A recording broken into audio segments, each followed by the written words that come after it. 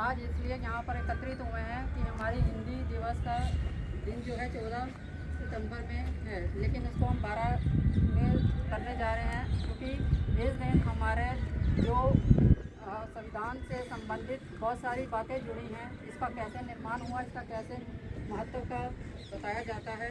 जैसे कि जब हमारा देश आज़ाद हुआ था तो 1953 में 1949 में हमारे भारत को राष्ट्रभाषा मेन मूल मंत्र है और इसको 1953 में भी ये बताया गया कि हिंदी भाषा का जो है इसमें बहुत महत्व है। ये हमारी राष्ट्रभाषा है और इसको मूल इसलिए भी माना जाता है कि हमारे हिंदी धर्म में हिंदी भाषा को इसलिए भी इम्पोर्टेंट कहा गया है कि ये हमारा जो भारत में खास महत्व रखती है, क्योंकि इस दिन ही हमारे भारत में जो कई तरह की संविधान से संबंधित चीज़ें लागू हुई थी।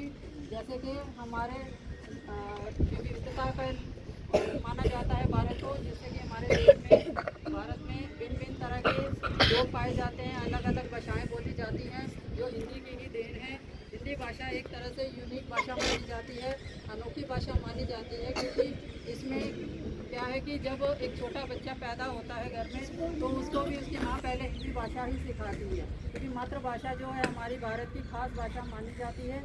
इसके पश्चात जैसे कि हमारे हिंदू धर्म में भी जैसे अलग अलग धर्मों के लोग रहते हैं तो इसको हिंदी भाषा को भी खास प्रस्तुत करने पे जोर दिया जाता है। स्कूल वगैरह में भी, कॉलेज वगैरह में भी इसके कई प्रोग्राम करे जाते हैं।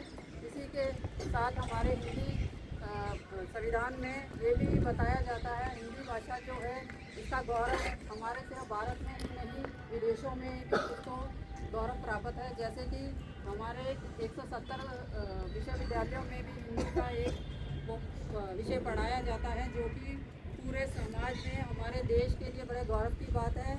और इसके साथ हमारे हिंदू और प्लस हमारी राष्ट्रभाषा का ये वर्णन बहुत ही अच्छे से हमारे संविधान में करा जाता है कि हमारी भाषा को ज़्यादा से ज़्यादा प्रचार करा जाए और इसको लेखन में सुधारा जाए और इसका ज़्यादा से ज़्यादा बोला जाए और आने वाली पीढ़ियों तक इसकी छाप छोड़ी जाए। इसके साथ ही हमारे जो इसकी गरिमा है इसके प्रस्तुत में एक छोटी सी कविता बतानी चाहूँगी। मेरा भारत महान है, मेरा भारत महान है, इसकी गौरव गाथा भी हमारी पहचान है और इसको आगे लेकर जाना है क्योंकि ये हमारी एकता की पहचान है।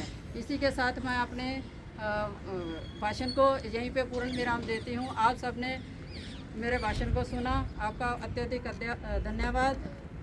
Thank you.